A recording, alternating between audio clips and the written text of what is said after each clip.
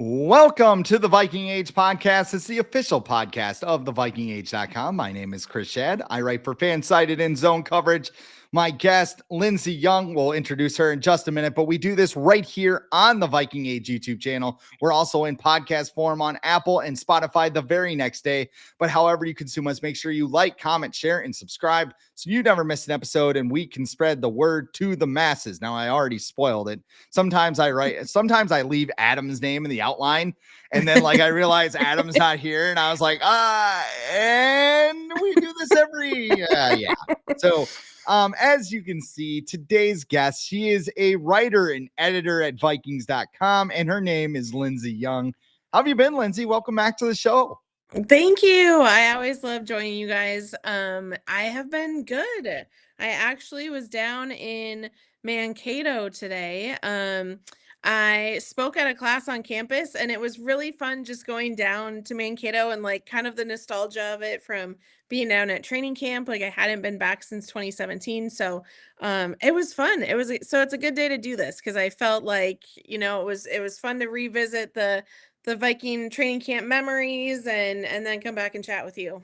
Now we're about the same age. So, Yeah. I mean, how often did you go down to Mankato when you were a kid? I think my dad and I went 3 times. So it definitely wasn't an every year sort of thing.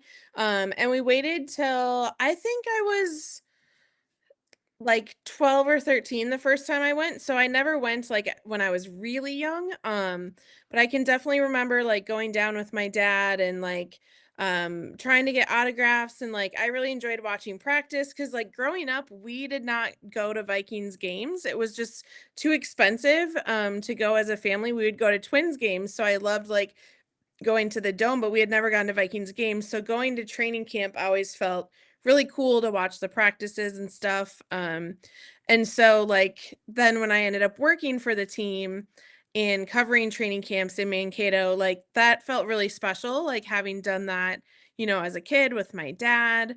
And so I Twin Cities TCO Performance Center is amazing. And having camp there is really good, and it benefits a ton of people with the staff to not have to go all the way down to Mankato, but I do kind of miss it. It definitely had sort of that summer camp feel. So it was fun to go down today. We had some Jake's Stadium pizza. It was great. I love the old training camp vibes no matter where it was. Yeah. So my uncle would always tell me about how in Wisconsin they would have, I think it was the cheese league. It was either cheese or beer, which is a pretty good guess when you're talking about Right. Wisconsin. But the Chiefs were there, the Saints were there. I think the Bears practiced there. Obviously, you had the Packers, and the Vikings would come over the border, and they would all have the joint practices. I remember going down to Mankato several times, and I'll tell this story if we're talking about cool Mankato stories. Adrian Peterson, I can't remember what year it was, but he had just become popular. So the Vikings, to thin out the autograph line, because they would used to have just these lines, you'd stand in line and you'd get an autograph, but Adrian Peterson's would have been from Mankato to Rochester had they done an actual line. So they handed out these lottery tickets. So we went there. I went there with my mom and my sister, and we got these tickets right at the beginning. So we scratched them off, and all 3 of us had won because I don't think the intern had shuffled them up all that well. So we were looking at it, and my sister Kate, who not the biggest Vikings fans in the world. Sure. She saw we all won, and she's like, oh, everybody wins. So she threw it away. She's like, I don't need to do that. Yeah. So then somebody explained to us, I think my mom went to a actual, and is this right? We all won. And they're that's how we kind of theorized maybe the intern had screwed it up. Sure. And they're yeah, you get an autograph. So Kate started getting sad that she threw it away. So my mom, biggest Viking fan in the world, you can have mine. And the mom thing. Yeah, I was not giving mine up. I was I'm getting my Adrian Peterson signed photo, and you two can figure it out. So I got the photo. We had this old football, so Adrian Peterson signed that. And that's awesome. But I mean, going to Mankato, I went to River Falls. That's where the Chiefs had practice before Oh they had their yeah. big Yeah. facility built down there. Always just super fun. And it was like a rite of passage to the fall. You would go to training Right. camp and then the season would begin. Exactly. Yeah, I miss that. So it was a fun day to go down there. So the reason I have you on is I wanted to do something a little different here because we're kind of in that awkward week between the end of the Super Bowl and Yep. the NFL Combine, and we're all just kind of waiting for something to happen. And I Mhm. didn't want to keep screaming Sam Darnold or JJ McCarthy. Who should we cut? Where should we trade? Who should use the franchise? All that Yeah. stuff. So what you do at Vikings.com, I think is very fun and is very unique when it comes to coverage. You cover these people, behind the helmet, behind the face mask, so to speak, and like who they are outside of football and what they do and everything else. And one of the things that caught my eye was the Walter Payton Man of the Year award. We had you on last year to talk about Harrison Phillips, who was the nominee. This Yeah. year it was CJ Ham. The award's presented to an NFL player for his excellence on and off the field. Each team nominates a player who had a significant impact on his community. And this year, Eric Armstead of the Jacksonville Jaguars won the Mhm. award. But CJ Ham, I read your story about him, and there was just so much that he does. What do you think inspires CJ to be so involved in the community? Yeah, well, first of all, I appreciate the kind words about kind of the off-field coverage. I love football or I wouldn't be doing what I'm doing, but like my first passion is storytelling and helping people share their stories, and so I absolutely love doing that piece of it. And I really enjoy every year doing a lot of these community events. And so, CJ having been, I think it was his ninth season or eighth or ninth season. And like the cool thing about CJ too is I think a lot of people know his story, right, at this point, but like obviously different position, different trajectory than Adam Thielen, but like similar start, both being Minnesota guys, like, coming in as a tryout player, getting a shot, and I mean, some teams don't even use fullbacks anymore, so to have a fullback that, like, has stuck around for as long as CJ has with one team, is awesome, and so I feel like being from Minnesota too is cool to see, like, how much he cares about and invests in the community, um, and when I've gotten to talk to him or when I've talked to him and gotten to know him, like, it's so clear that, like, that's just the way that he was raised. Obviously, the NFL, like, being in the NFL gives him the platform and probably the finances and the resources to do more, but, like, I have no doubt that even if CJ wasn't in the NFL, like, he would be involved in some way of, like, giving back. He talks about his mom and his dad, and, like, they didn't grow up with a ton, but, like, still they would always, like, be trying to give back, like, his mom would make these big holiday meals, and people from the community would come over and, get some, and so, you can definitely excuse me, you can definitely tell that, like, it started as a kid. Yeah, and I mean, you see all of it. Like you Yeah. listed all of it. I don't have all of them written down, but like your article started back into the 2021 when Mhm. he had it was a family and they were struggling, whatever. So he decided to have this Christmas experience, and he picked them up in a Mhm. stretch limo. He wasn't able to attend because COVID had spiked at that time, but Right. they brought the family. His wife Stephanie was there. They had a actual Santa Claus, like a dude playing Santa Claus, and they brought him Yeah. in like big hotel, and just how much they were just overcome by the kindness. Does a lot with Boys and Girls Clubs, the American Cancer Society, the Ham Family Scholarship Fund, volunteering time to faith-based entities. He hosted the UNRL. I don't know if you spell that out or say it as one name. I wear my half my closet is filled with their clothes, but you know what I mean. Yeah, Um, they just say it unreal. Yep. Unreal, yeah. The Unreal Celebrity Softball Game and Yes. honoring the U.S. Armed Forces. There's a bunch of other stuff too. And one of the quotes that struck me Aaron Jones said one of the first things the coaches told him when he got to Minnesota is that, hey, you're going to have CJ Ham here. He's a great human being. And then Aaron Jones went on to just spill out, it must have been 500 words of how great CJ Ham Yeah. is. What makes him such a great person overall? It's so true. Like, to touch on the Aaron Jones piece, real quick. I mean, Aaron Jones also is just an incredible human. Like, I know, he's only been here for one season, and we'll see what happens here in free agency. But like, I had always kind of admired him from afar, even though he was a Packer. Like you see good people, like people that seem like good people around the league. And it was really cool to have him here. And he and CJ clicked like that. And I think it was because they both like, come from really grounded families and they both are really good people. But I think with CJ, like he just has this really he's like a very authentic person. Like he is who he is. Like, who people see on TV or in interviews, or if he does like a press conference, like that is him. And so I think like people are drawn to that. He's very down to earth. He just gets along with everybody. He's friends with everybody in the locker room, black, white, offense, defense, whether they're a rookie coming in or someone who's been there for a long time. And even like playing other teams, like now that he's been in the league for a while, you start to get to know guys from other teams, and like you can just see that there's so much respect for him. Um, and yeah, like, I don't know, he just likes to have fun. I think, the fact that he's a family guy, he's got kids, like, he's always just kind of goofing around. And I think that people just appreciate that, like, yeah, like he's like what you see is what you get with CJ Ham. And I think that that's something that people really appreciate. And so when Aaron came in, like the two of them just gelled immediately.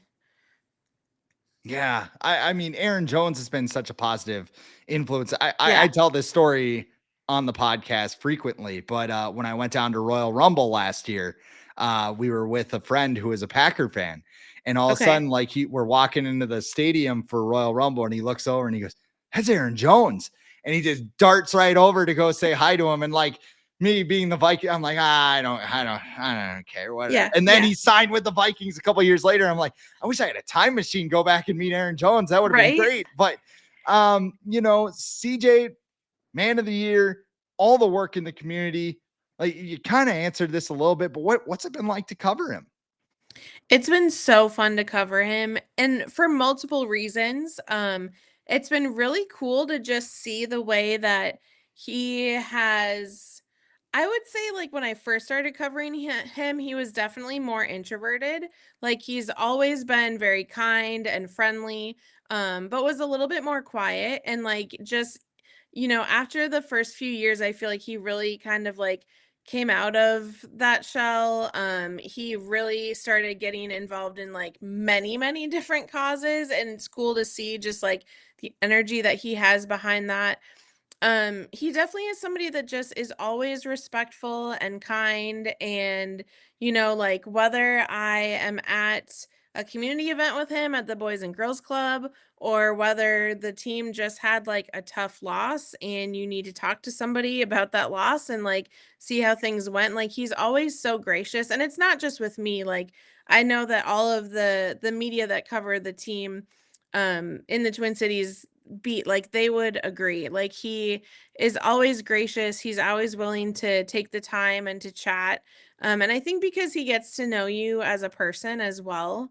I'm friends with his wife Stephanie, and so like that probably helps. But it's like, he'll ask how my niece and nephew are doing, or like if I was able to see my family over the weekend. And it's like when people just get to know you as a person, like that makes them really great to work with. And the Vikings have a lot of people like that. But just working with CJ for such a long time, I think you build that rapport. And being a Minnesota guy too, it's just fun. Like him being from Duluth, I grew up like going up to Duluth once a summer almost every year with my family. So just having that like shared, like, you can relate to someone if you know where they're from. And Yeah, he's just great. And it's cool too to see like how quickly Kevin O'Connell really um respected him and got to like him like really soon after coming into the team, and I think that's because CJ does have such a good connection with like the whole locker room. Like that's helpful for, a new coach and getting to know people. So yeah, it's been a pleasure to cover CJ. And as you mentioned, a lot of the Vikings have done a lot of stuff, especially over the Yeah. past couple of years, where it's kind of gone out of the way. One of the other articles that you wrote about at Vikings.com was about the Vikings trip to the Minnesota Masonic Children's Hospital. Mhm. Um, we've heard this a lot as Vikings fans. Kyle Rudolph has the end zone where Yeah. kids can go and like hang out and basically, while they're getting treatment at the hospital. Even like Jason Zucker, who used to play for the Wild, Yeah. he built an area that was like a full blown Excel energy center, so kids could feel like they're going to a game, even though they couldn't. What is it about the Minnesota Masonic Children's Hospital that gives the Vikings such a strong relationship with them? Yeah, it's awesome because ever since I started with the team, so I started in December 2015. So I overlapped with John Sullivan just a hair. But John was one of the players who really got involved with that hospital early on.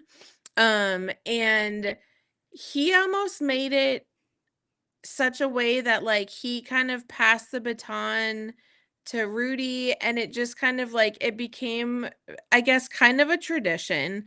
Um, the Wilf family also has done a lot with that hospital, and I think just has really appreciated how they operate, and have had a pretty long-standing relationship there with them. So, you mentioned the Zucker suite and then the Kyle Rudolph end zone.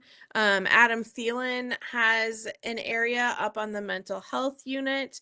But then the Wilfs have a space as well. They have the Wilf Family Auditorium. So like it's sometimes used for like business purposes for, like medical conferences or presentations or whatever. But then they also do really fun stuff in there. They had like a kids press conference when the year that we hosted the Super Bowl. So there was a lot of different activities there. They had some players come in from all different NFL teams, and kids got to be the reporters and ask these questions. It was the most amazing thing. Um, I think it's just because there has been such a consistent relationship with them, that it's turned into this long-term partnership. And the Vikings players, or the Vikings and the Vikings players, do stuff with all the children's hospitals in the Twin Cities. So like for Valentine's Day, there were parties, Valentine's parties at all three of the children's hospitals: Children's Minnesota, St. Paul, and Minneapolis, and then M Health Fairview Masonic.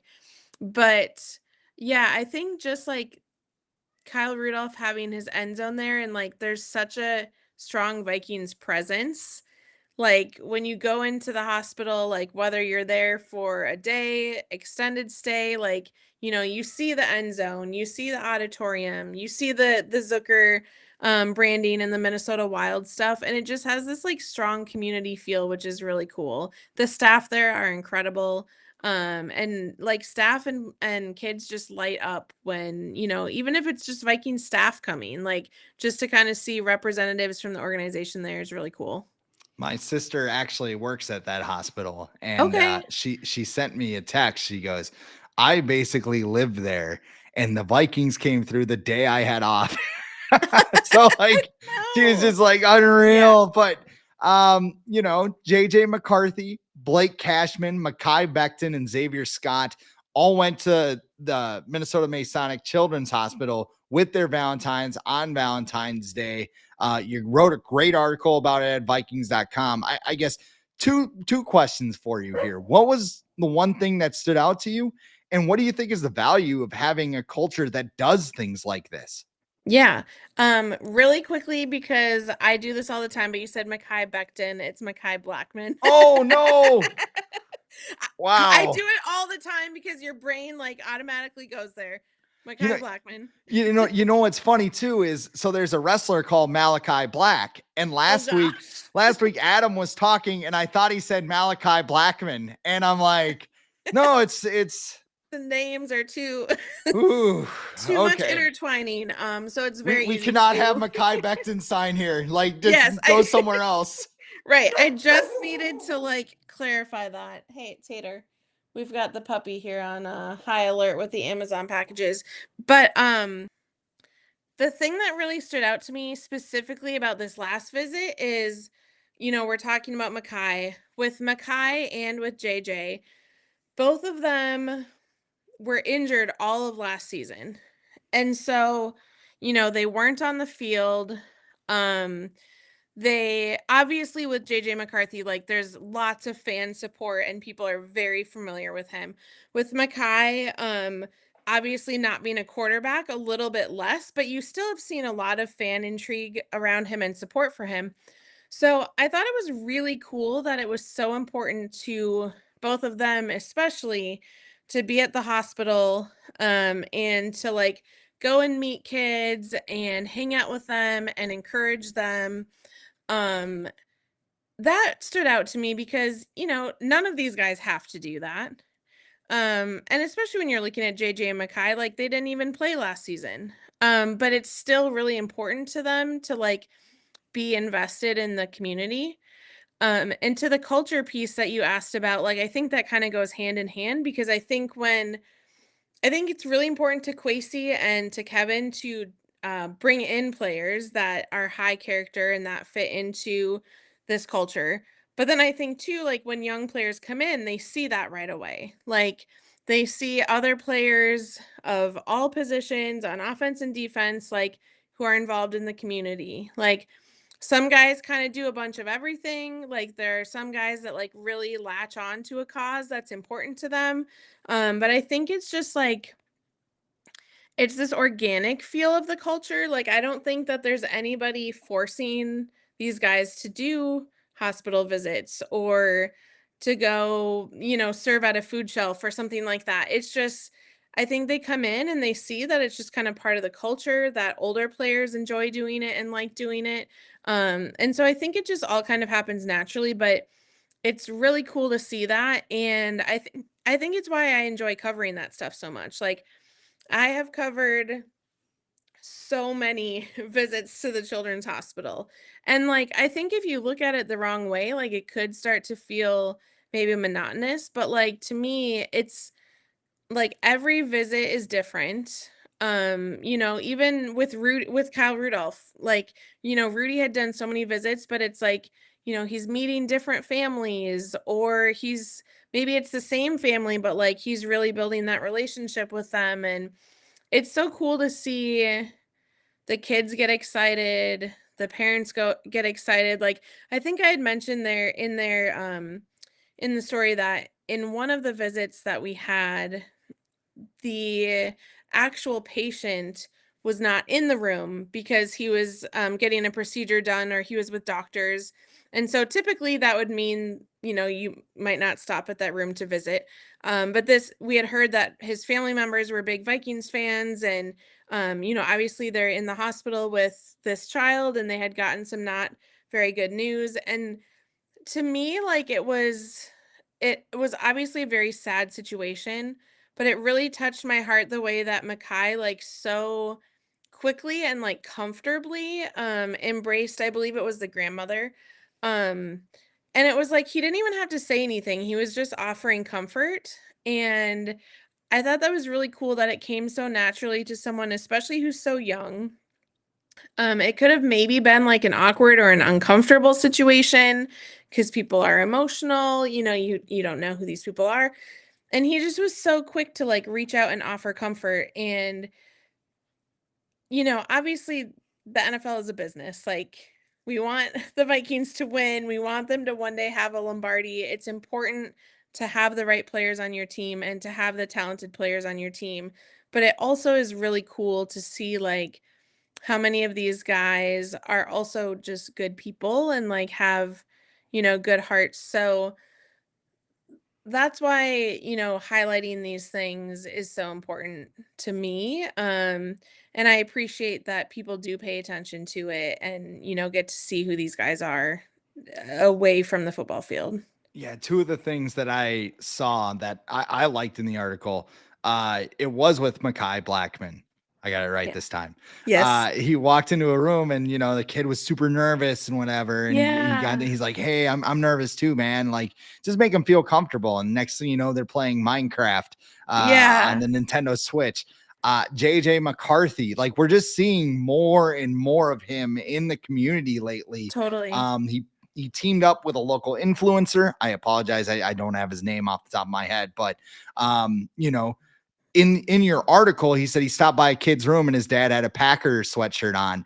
And he explained, he had officially declared himself a Vikings fan after seeing the culture that Kevin O'Connell had built within his locker room through JJ McCarthy. In that influencer channel on the side, he's giving pizzas and coats.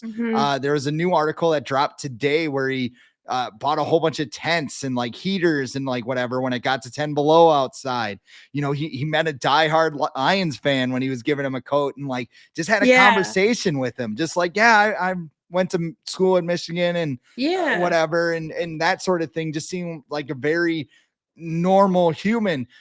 I know he's been rehabbing. You haven't had a clear look at him, but like, what have your impressions been on JJ McCarthy so far? Right. Like beyond what the fans have seen football wise, there's not too much more I can say on that piece, but just to him as a person, like he is very also a very kind person. He seems really I'm trying to think of the right word, like I don't know if laid back is like calm. He just kind of has this like calm confidence about him. He really does. He's another one that just cares about the community and about like impacting someone's day for the better. And it is cool when you see stories like that. Like, I actually kind of enjoy when we come across someone at the hospital because some of the people don't live in Minnesota. So some of them are like from out of state. And like, I actually kind of enjoy when you see someone who the Vikings are not their team, but like they just appreciate an athlete coming through. And it's like, usually, they can still talk football with them.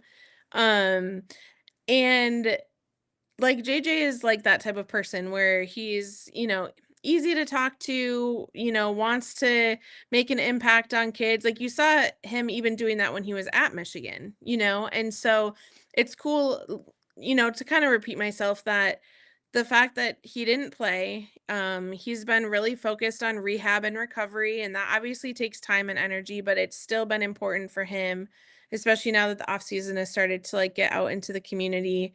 Um, and really embrace that piece of like being an athlete, I think, using his platform. So it's been really cool to see that. And it was really neat to see that in effect at the hospital for sure. And yeah, the interaction with the guy in the Packers sweatshirt was really fun because the players had kind of divided, and so I was not with JJ. One of my colleagues was. I was with Mekhi and Blake Cashman, but then I circled back and spoke to that dad who had met JJ, and he had kind of self-deprecated a little bit about the Packers sweatshirt, but he's from Green Bay, lived his whole life there, but now he and his family have lived here in Minnesota. So I think his kids are Vikings fans and stuff like that.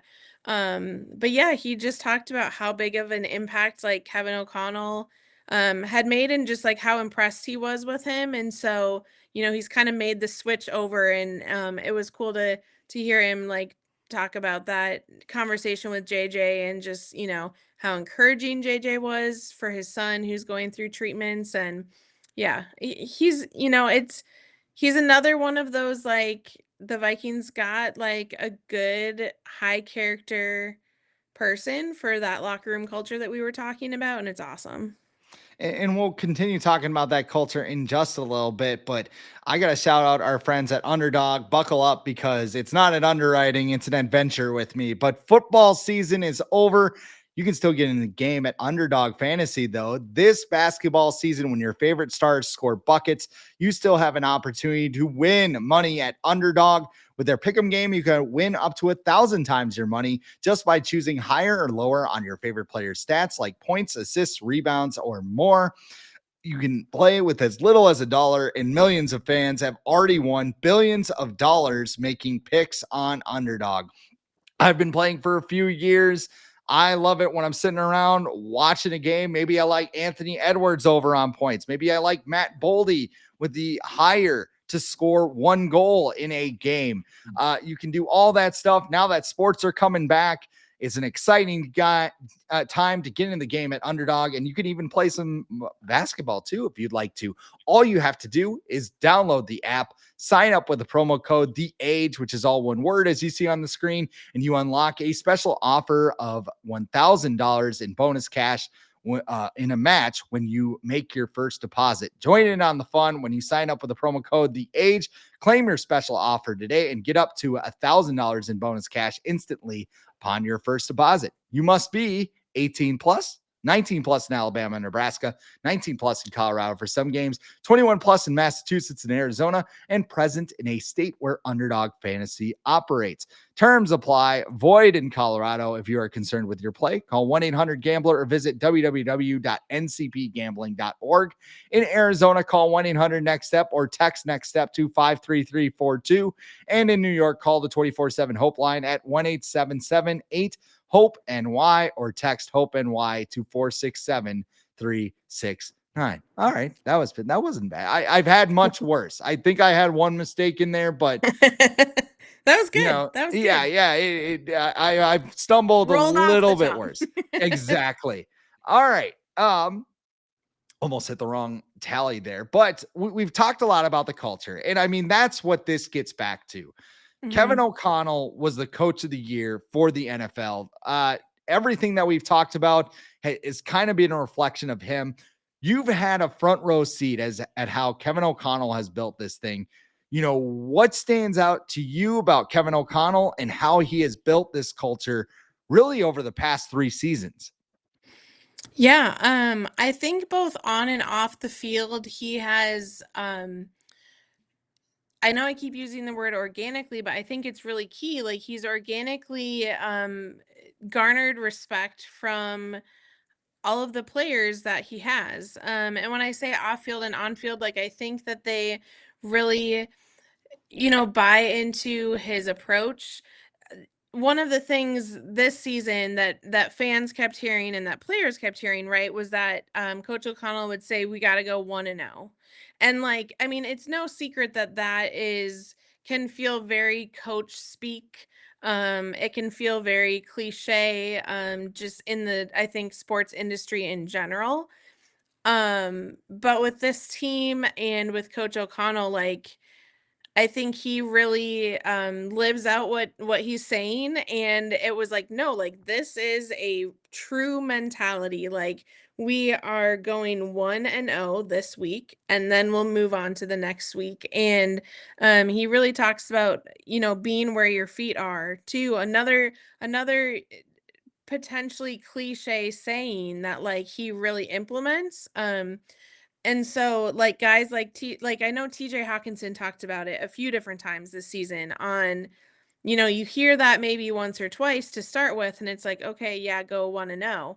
But it's like, no, this is like a mentality that like he is living and breathing, and the rest of the team starts to buy in, and it becomes truly their mindset and not just something that they're saying. And so that's an example, that's the most recent example of this year, but I feel like just in how he acts and in how he coaches and how he also gets involved in the community. He and his wife Leah are very passionate also about children's hospital support and some other causes as well. I just know they've done a lot around the children's hospital.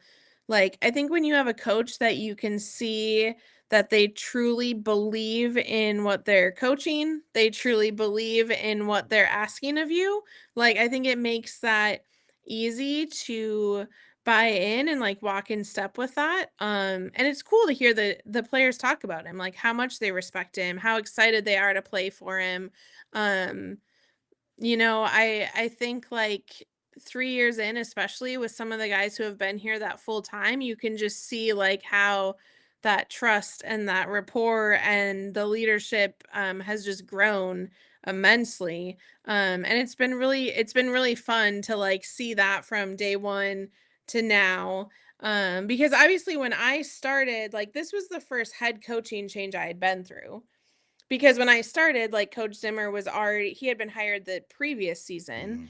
And so, like, I didn't really know what to expect, like, when you're going through a head coach change. So it has been fun to just see, the approach that he brought in and how much the players really enjoy playing for him. I I feel like it's a full circle moment on the podcast because we talked about Mankato earlier. I Yes. remember I got to cover training camp a little bit for zone coverage in 2014, that first year when Mike Zimmer was there. And I mean, Okay. my anxiety got a little bit in the way, but I mean, it's just like you see how things are put into motion. Like one of the questions that I wanted to ask, but I didn't, was like, hey, have you thought about like clock management, in preseason? Are you going to try some things? Like, how does that process work? And it was all really simple questions, but I mean, they're all just kind of things. It is fun to go see a coach go in somewhere and kind of build things the way that he did. I Right. actually covered a coaching change at South Dakota State where Jimmy Okay. Rogers took over for John Stiglmeyer, and it wasn't a full blown takeover because Jimmy was Sure. on the staff before. He had learned under Stig and getting all those things together. But you just saw different ways how they kind of just the little Yeah. tweaks here and there. And now of course Dan Jackson taking over as Jimmy goes to Washington State. I won't be there to see that, but I mean that's going to be a very interesting thing to watch moving forward. The other thing back to O'Connell, and I'll say this before, he has a way of making people believe in what he's saying. Like, we talked about the coach speak and everything else. Like, I don't want to slam PJ Fleck because he's got a very successful program over at Minnesota for what the Gophers are. But at the same time, his biggest critics will be like, oh, he's not genuine. He kind of snake oil salesman or whatever. Kevin O'Connell, like the deeper last year went on, like, some fans like myself went into the year like, oh, it's house money. If they win 10 games and make the playoffs and lose in the first round, whatever, it's great.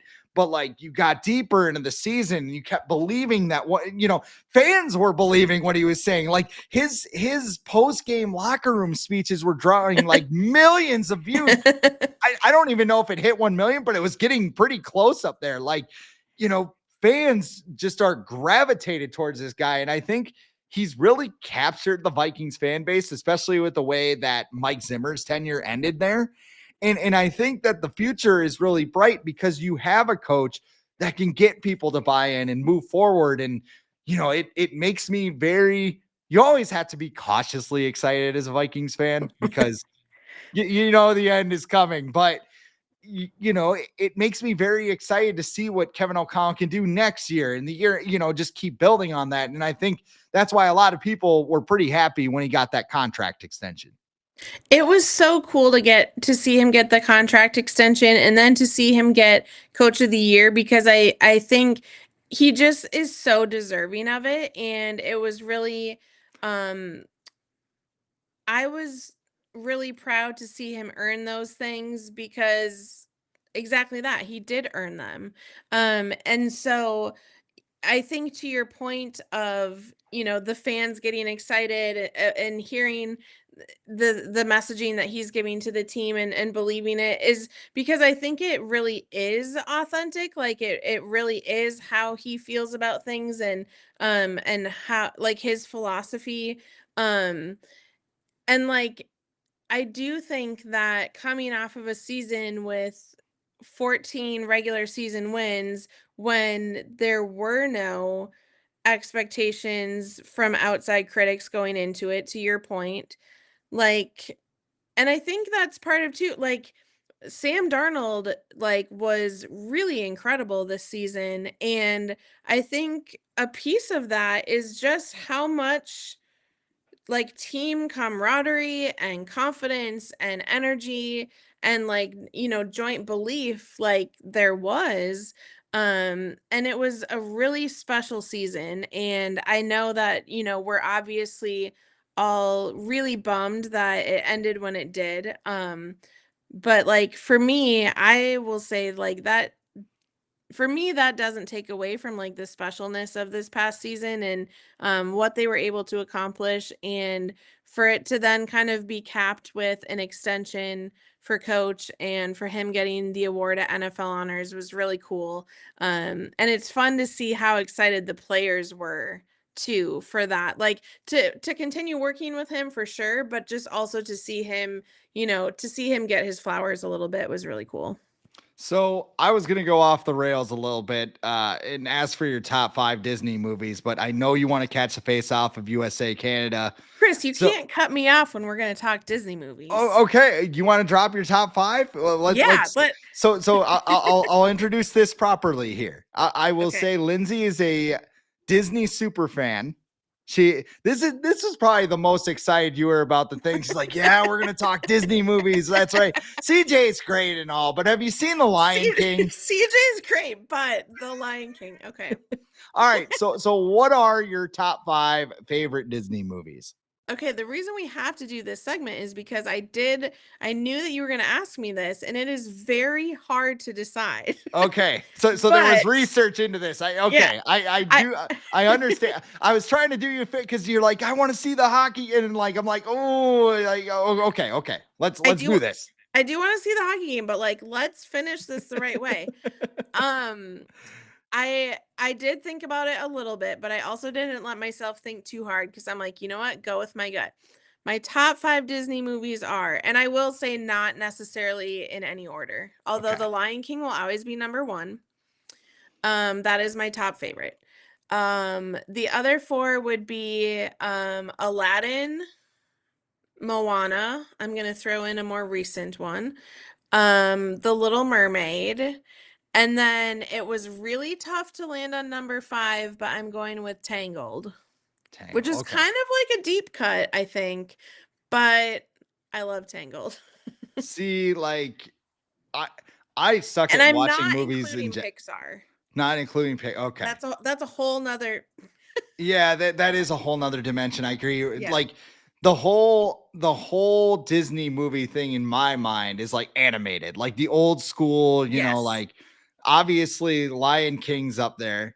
Hmm. Aladdin's. I was at the gym the other day actually. It is funny because like you're older and like whatever, but like there was a kid there and her dad was like trying to finish out this like 3 mile run. So he flipped on Yeah. Disney Channel on one of the TVs. So I'm like lifting, trying to do the, shoulder things. And like Aladdin's fighting Jafar at the end of the movie. And like they're stuffing Oh, him in the yeah. lamp. And I'm like, hell yeah. Take that, genie. You wanted It to be a gets genie. Now you get treated like one. Yeah. it gets But you pumped up. I'm the same way with exactly. Mulan, which it was really a close tie between Mulan and Tangled. But yeah, like when the Defeat the Hun song comes on, like I'm Yeah. belting that out. I I think okay, Lion King, Aladdin, like I think my list is super short because so like Little Mermaid too.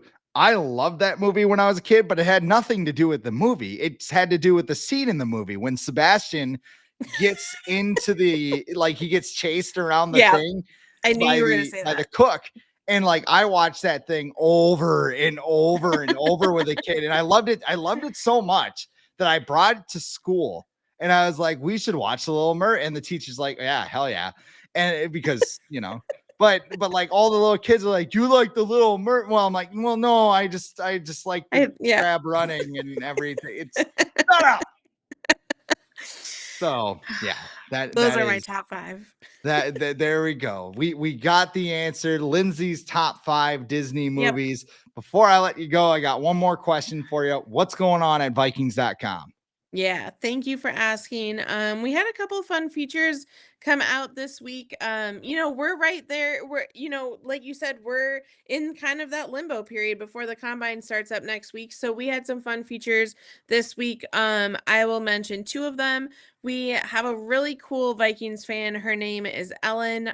She's a Minnesota native, and she ran 7 marathons on 7 different continents in 7 days. And I did not even know that this was a thing until I heard about 7 her. straight days? Yes. So like she would run the marathon and she'd be like, all right, got to catch a And flight. get on a plane. Yeah, it's called the Great World Race, and it's like a thing that people sign up for, and it's chartered. You'll have to read the feature. Yeah. But it's incredible, and she has this like connective tissue disorder too, which makes it even more incredible that she did this. But her sons are huge Jefferson fans, and so when she ran the final marathon, which finishes in the US in Miami, she did the gritty across the finish line. So we have that feature, and then we also did a cool deep dive feature on Robert Griffith, and the work that he did with the NFLPA during his playing career, and kind of like how influential that time was in the NFLPA on like what the current league looks like, and what it looks like for players, and kind of that partnership between the players and the league. And so that was kind of a fun piece to dive into for Black History Month, and so that just dropped today. There you have it. I mean, on mile, I was going to do the math here. What is it? 26.2. So Yeah. 26.2 times 7. So on mile 183 to go, I'm going to do the gritty. That's quite the flex. I know. Like I just started running again. I'm like, okay, 5 minutes because I hurt my Achilles. So like I don't want Okay. that thing to snap. Like I love the Vikings. I don't want to, mimic their recovery plan or anything. But yeah, like 5 minutes, I'm like, okay, I'm good. Like Yeah. that is a lot of running and a lot of riding on airplanes. Yeah. Lindsey, thank you for coming on, talking about all the Vikings in the community. This is the Viking Age podcast. I am Chris Schad at The Real Chris Schad. My guest, Lindsey Young. You can follow her, read her stuff at Vikings.com. Follow her at Lindsey MN Sports. We do this every week right here on the Viking Age YouTube channel. And we're also on podcast form on Apple and Spotify the very next day. But however you consume us, make sure you like, comment, share, and subscribe so you never miss a new episode and we can spread the word to the masses. For Lindsey Young, I am Chris Schad. This has been the Viking Age Podcast.